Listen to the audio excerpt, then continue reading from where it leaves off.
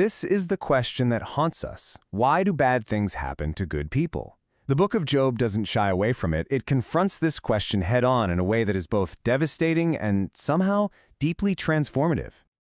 So, to really feel the impact of this story, you first have to understand who Job was before his world imploded. He lived in the land of Uz, and he wasn't just a good guy, he was the absolute poster child for righteousness. The text makes it crystal clear this was a man who had it all figured out. His devotion was so complete that after his kids had parties, he'd make offerings for them, just in case they'd even thought about sinning. That's a whole other level. And boy, was he blessed. We're talking staggering wealth. That number you see, 11,500, that's just his livestock. He also had a huge, happy family, 7 sons and 3 daughters. And in the way people thought back then, all this prosperity was seen as direct proof that he was doing everything right. So yeah, his reputation was legendary. But it gets even crazier. His integrity was so rock solid that God himself in the heavenly courts actually brags about him, holding him up as the prime example of human faith. But that kind of perfection, it draws attention. In that same heavenly court, a figure shows up. Now, the original text calls him the Satan, which literally means the accuser. And he looks at Job's perfect life and proposes a devastating test. So, the accuser's argument is pretty simple. He says, sure, Job loves you, you've given him everything. He's arguing Job's faith is just a transaction. Take it all away, he wagers, and he'll curse you. God, completely confident in Job, allows the test. And what happens next is just breathtakingly brutal. In a single day, one day, Job's entire world is wiped out. It's this relentless chain of messengers, one after another, each with worse news than the last. His wealth, gone. His livelihood, gone. And then, the final, soul-crushing blow. All 10 of his kids, gone. Now, in the face of a loss that would break anyone, Job's reaction is, well, it's stunning.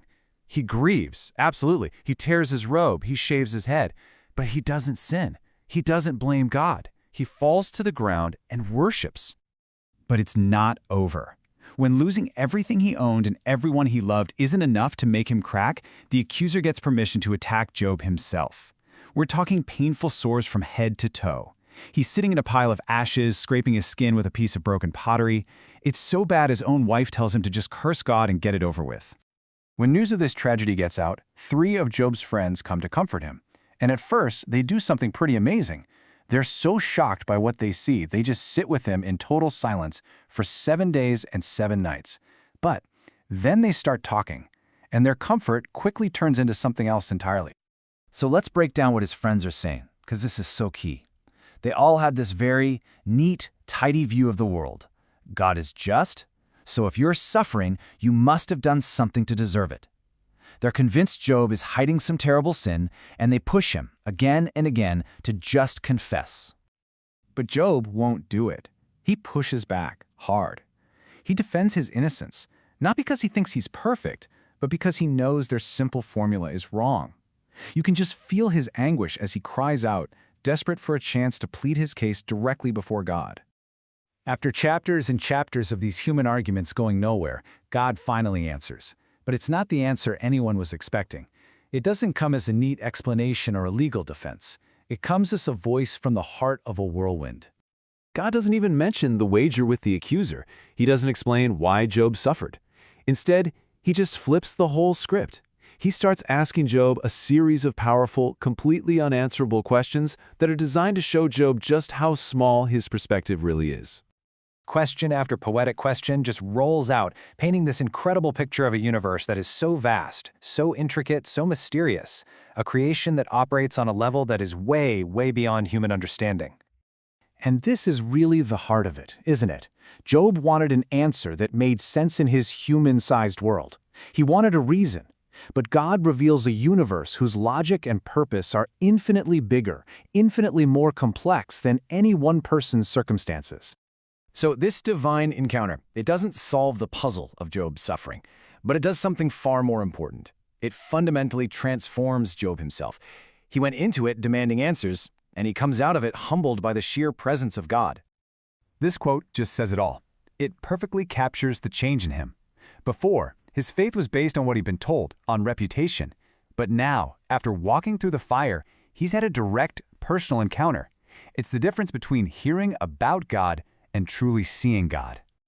Now, this is so important. When Job repents here, he's not finally admitting to some secret sin like his friends wanted. No, he's repenting for his pride. The pride of thinking that he, a human being, was in a position to judge the creator of the cosmos. So, with this new perspective, what happens? Well, Job is restored. And it's really interesting that the restoration begins only after God tells him to pray for the very friends who accused him. After that, God gives him double everything he lost, a brand new family, and a long, full life. So what do we take away from this incredible story? Well, for one, that real faith isn't some kind of cosmic deal you make to get a good life. It also shows us that questioning and wrestling with God is part of the journey. And maybe, just maybe, the goal isn't to get all our questions answered, but to encounter God in the middle of them. And that's really the question the story leaves hanging in the air for all of us, isn't it? In our own moments of trial, what are we really looking for? Are we demanding certainty and easy explanations, or are we searching for a presence that is big enough to hold all our questions, even the ones that have no answers?